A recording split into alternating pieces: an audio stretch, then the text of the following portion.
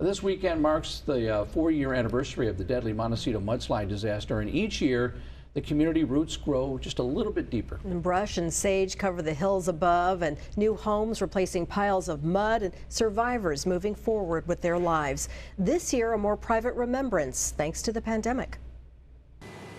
In a COVID world of isolation and divisiveness, it would serve our nation well to zero in on the resilience of Montecito's community. Locals across zip codes banding together since that horrific morning in 2018, pulling each other up from the unimaginable.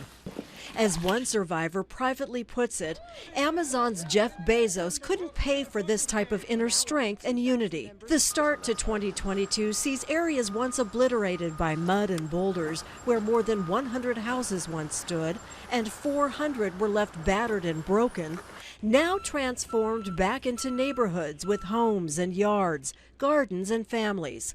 One family moving their entire home, all 410 tons, to higher ground. Bridges rebuilt, and creeks that blew out their banks that dark morning of January 9th now cradle flowing water when we're lucky enough to get rain. While crews in the hills above carve out a new debris basin on Buena Vista Creek.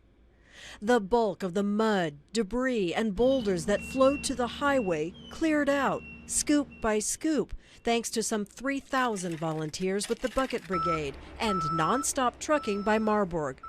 And high emotions in this past year. The remains of Jack Canton, one of 2 children missing in the disaster that took 23 lives, were found. The search for 2-year-old Lydia Sudatepa goes on. And more progress. The 101, once a thick river of mud, morphed into a construction zone for lane widening.